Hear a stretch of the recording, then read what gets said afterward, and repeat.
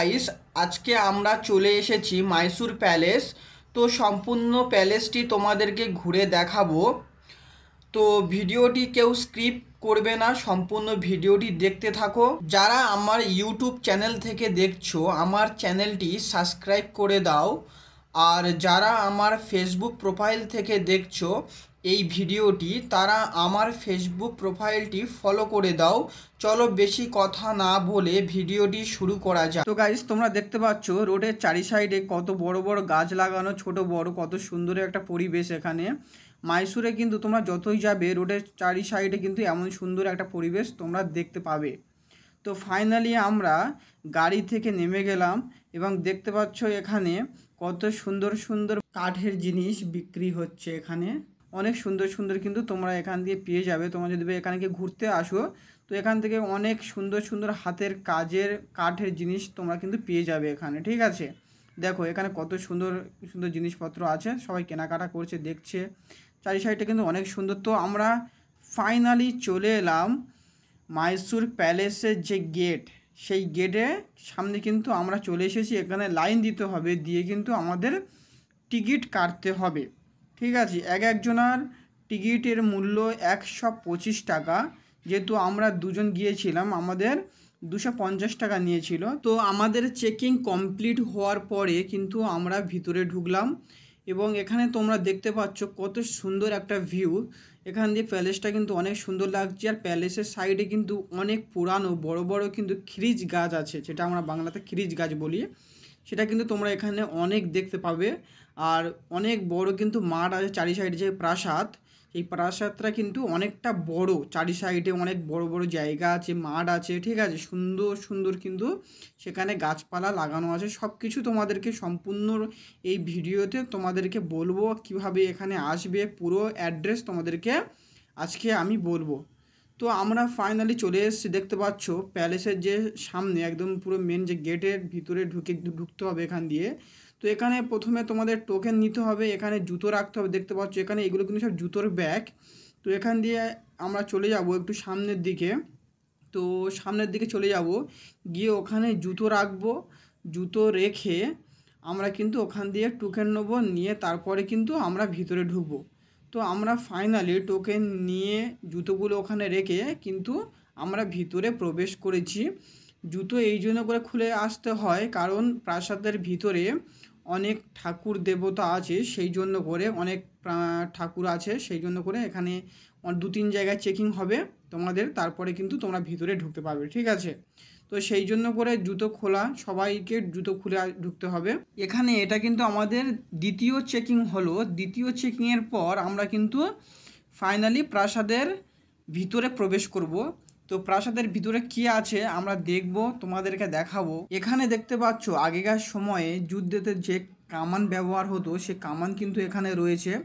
এখন তো আধুনিক সব কিছু ব্যবহার হয়, কিন্তু আগেকার মহারাজেরা এমন কামান কিন্তু ব্যবহার হতো। তো এখানে দেখতে পাচ্ছ প্রচুর দেবদেবীর যে মূর্তি, যেই কারণে কাউকে জুতো পরে প্রাসাদের ভিতরে প্রবেশ করতে দেয়নি, তার একটাই কারণ হলো প্রাসাদের ভিতরে অনেক পুরানো দেবদেবীর মূর্তি রয়েছে, সোনা রূপা দিয়ে তৈরি এবং দামি দামি যেসব পাথর সেই দিয়ে কিন্তু মূর্তিগুলো তৈরি। আর এখানে যে হাতের কাজ ডিজাইনগুলো দেখতে পাচ্ছ, এখানে কিন্তু অসাধারণ লাগছে। এখানে দেখতে পাচ্ছ গণেশজি মূর্তি আছে, আরও দেবদেবীর মূর্তি আছে, দেখতে পাচ্ছ। তোমাদেরকে জুম করে একটু দেখালাম, ঠিক আছে। আর এখানে কিন্তু চারিদিকে কিন্তু প্রচুর পুলিশ তোমরা দেখতে পাবে, পাহারা দিচ্ছে, ঠিক আছে, যেন কোনো জিনিসে না হাত দেওয়া হয়, সেই জন্য করে কিন্তু এখানে পুলিশ রয়েছে। আর এখানে দেখতে পাচ্ছ একটা হাতির মুন্ডু এখানে রয়েছে, কত সুন্দরভাবে দেয়ালের সাথে সেটিং করা। আর এখান দিয়ে কিন্তু আমরা মেন যে প্রাসাদ তার ভিতরে ঢুকবো, মানে যেখানে রাজারা বসতো, বিচার করতো, সমস্ত কিছু এখানে দেখতে পাবে। আগেকার সময়ে মানুষজন তাদের যুদ্ধের কৌশল, তারা কেমন কি কৌশল অবলম্বন করতো, সব কিছু তোমাদের কিন্তু এই ভিডিওর ভিতরে তোমরা দেখতে পাবে। এখানে দেখতে পাচ্ছ কত সুন্দর একটা ভিউ, এখানে কিন্তু অনেক সুন্দর লাগছে জায়গাটা। এখানে একটা কাকা দেখতে পাচ্ছ যে ফটো তুলছে।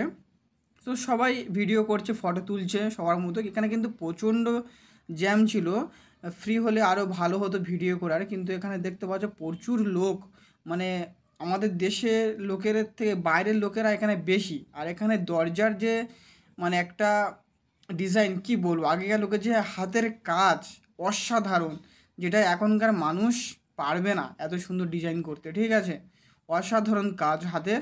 এখানে দরজাগুলো তো আমার খুব পছন্দ ছিল, যে এত সুন্দর হাতের কাজ তখনকার সময়ে করেছে, কি বলবো, অসাধারণ লাগছিল। তো যাই হোক, এখানে দেখো সবাই একসাথে আমরা যাচ্ছিলাম এখানে, যে এখানে দেখো তোমাদেরকে জুম করে দেখাই, এই দরজার যে ডিজাইনটা দেখো কত সুন্দর, তখনকার সময়ে কিন্তু হাতের কাজ করেছিল। এখানে একটা ছোট বোর্ড আছে দেখতে পাচ্ছ, এখানে সব কিছু লেখা আছে কত সালে কত কি হয়েছিল, কিন্তু এত ছোট ছোট লেখা ভিডিও ক্যামেরাতে আসছিল না।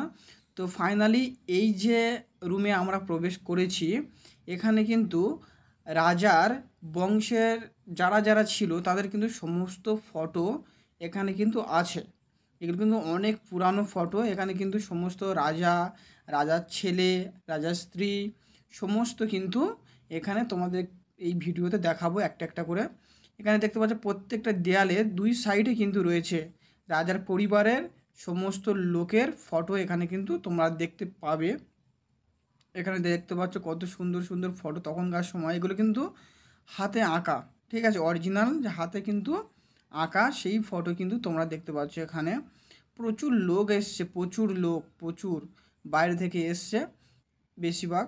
তো যাই হোক, এখানে দেখো কত সুন্দর সুন্দর ফটো তখনকার সময়, যে এত সুন্দর হাতের কাজ। এখানে এলে একটা জিনিস তোমরা বুঝতে পারবে, যে তখনকার সময় এত কিন্তু উন্নত হয়নি, বর্তমান এখন আমরা যে উন্নত আমাদের আছে এত কিন্তু উন্নত হয়নি, তার সত্ত্বেও এত সুন্দর সুন্দর হাতের ছবি আঁকা, নিজের হাতে আঁকা এখনকার মানুষের কাছে সব কিছু থেকেও কিন্তু এত সুন্দর প্রতিভা কিন্তু তুলে ধরতে পারবে না। ঠিক আছে, তো যাই হোক, অনেক দূর এখানে দেখতে পাচ্ছ যে রাজকন্যা, রাজকন্যা যে ফটোটা এখানে কিন্তু খুব সুন্দরভাবে দেখানো হয়েছে, খুব সুন্দরভাবে কিন্তু এখানে আঁকা রয়েছে। এখানে রাজারও ছবি আছে দেখতে পাচ্ছ।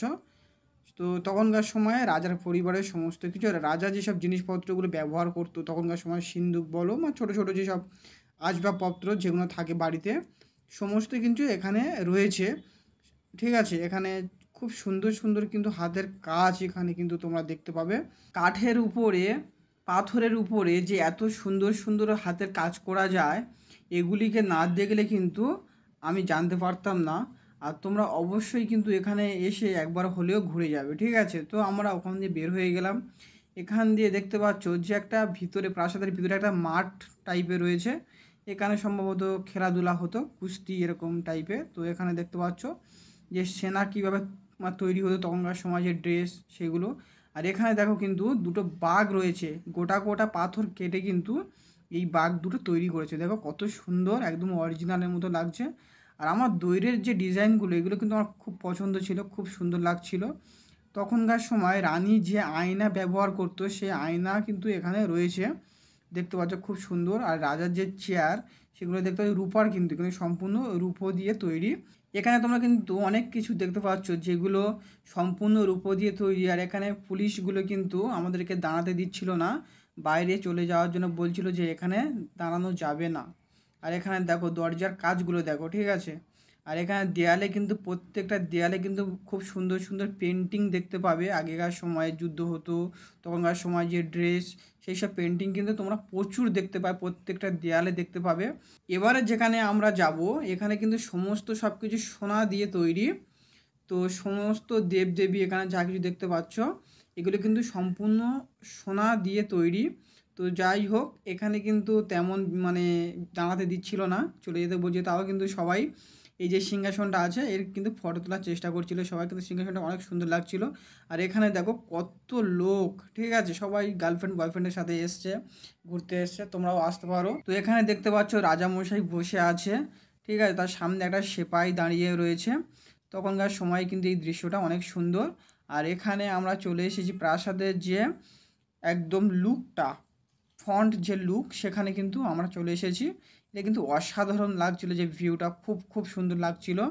এই যে জায়গায়, এখানে কিন্তু তোমরা অনেক ভিডিও ফটো শ্যুট করতে পারো, এখানে কিন্তু কোনো তাড়া নেই যে তোমাকে যেতেই হবে, তুমি কিন্তু এখানে ভালোভাবে তুমি ফটো শ্যুট করতে পারবে। ঠিক আছে, তো চলো তোমাদেরকে লোকেশানটা বলে দিই, তোমরা কিভাবে এখানে আসবে সেই সমস্ত ডিটেলস আমি বলবো তোমাদেরকে।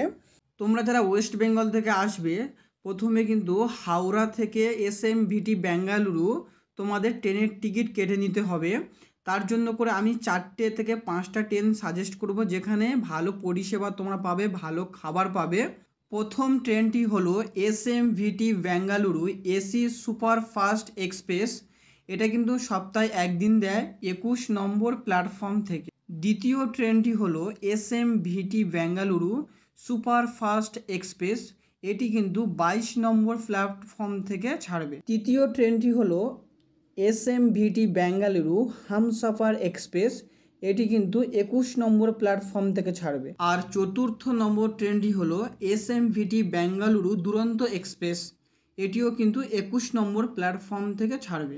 এই ট্রেনগুলি ছাড়াও তোমরা কিন্তু আরও অন্যান্য ট্রেন পেয়ে যাবে। তারপরে তোমরা SMVT বেঙ্গালুরু স্টেশনে নামবে।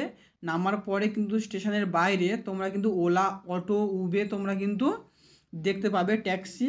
এখান দিয়ে তোমাদের প্রথমে কী করতে হবে, হোটেল বুক করতে হবে, ঠিক আছে। তো তোমরা যদি ওদেরকে বলো, ওরা তোমাদেরকে হোটেলে নিয়ে যাবে। তোমরা হোটেল যদি বুক করো তাহলে ম্যাজেস্টিক বলে একটা জায়গা আছে, তার আশেপাশে তোমরা কিন্তু হোটেলটি বুক করবে, ঠিক আছে। তারপরে রেস্ট নিয়ে তার পরের দিন সকালবেলা ফোনে লোকেশান সার্চ করবে ম্যাজেস্টিক রেলওয়ে স্টেশন।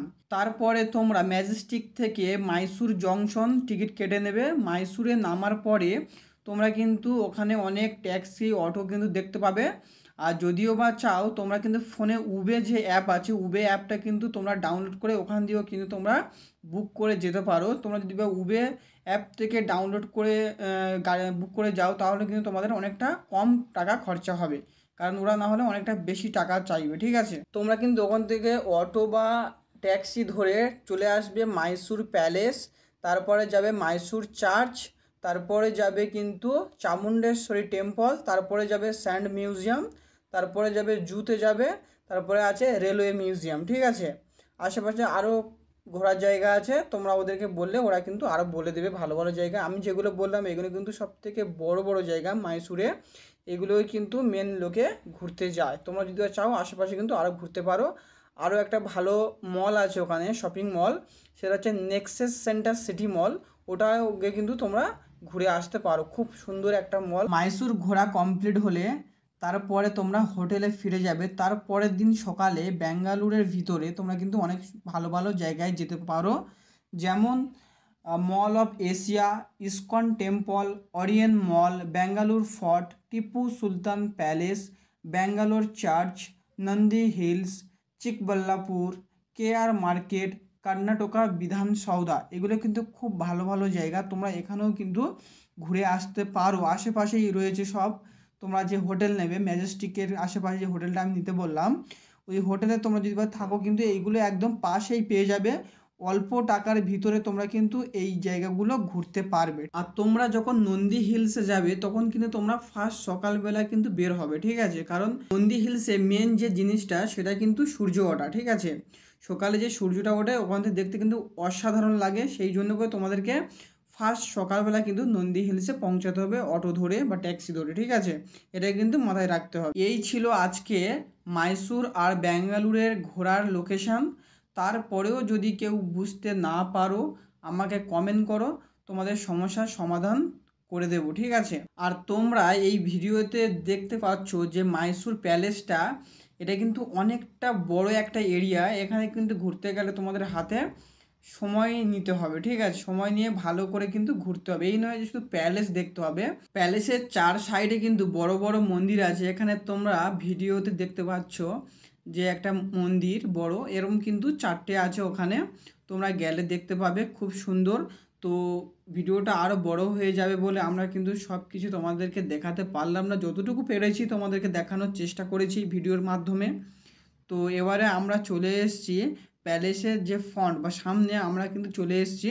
এখান দিয়ে তোমাদেরকে দেখাও প্যালেসটা কেমন লাগছে। এখান থেকে কিন্তু প্যালেসটা অসাধারণ লাগছে, আর ক্যামেরায় একটু এরকমই লাগছে, কারণ এই সময় 2-3টে বাজে আমরা ওখানে গিয়েছিলাম, যার ফলে সূর্য একদম প্যালেসের দিকে ছিল, সেই জন্য করে ক্যামেরার ভালো কোয়ালিটি আসেনি প্যালেসটির। তো যাই হোক, যতটুকু পেরেছি তোমাদেরকে দেখানোর চেষ্টা করেছি। তোমরা এই ভিডিওটি দেখে বুঝতে পেরেছো যে প্যালেসটি কতটা বড় একটা এরিয়া নিয়ে রয়েছে। এখানে দেখতে পাচ্ছ কত সুন্দর একটা বাঘের মূর্তি। তো যাই হোক, এটা কিন্তু সম্পূর্ণ একটা গোটা পাথর কেটে তার উপরে কিন্তু এই বাঘটি তৈরি করা। আর এখান দিয়ে প্যালেসটি কিন্তু অনেক সুন্দর লাগছে দেখতে, আর চার সাইডে বাগানটাও অনেক সুন্দর। তো যাই হোক, আজকের ভিডিওটি এই পর্যন্ত। দেখা হচ্ছে পরবর্তী ভিডিওতে। ততক্ষণে সবাই ভালো থাকবে, সুস্থ থাকবে, আর আমার ইউটিউব চ্যানেলটি সাবস্ক্রাইব করে রাখবে। আর আমার ফেসবুক প্রোফাইল থেকে দেখলে আমার ফেসবুক প্রোফাইলটি অবশ্যই করে ফলো করে রাখবে। ফলো করে রাখলে কি হবে, আমার পরবর্তী ভিডিওগুলো তোমাদের কাছে পৌঁছাবে, সেই জন্য করে কিন্তু অবশ্যই করে ফলো করে রাখবে। ভিডিওটি দেখার জন্য অসংখ্য ধন্যবাদ।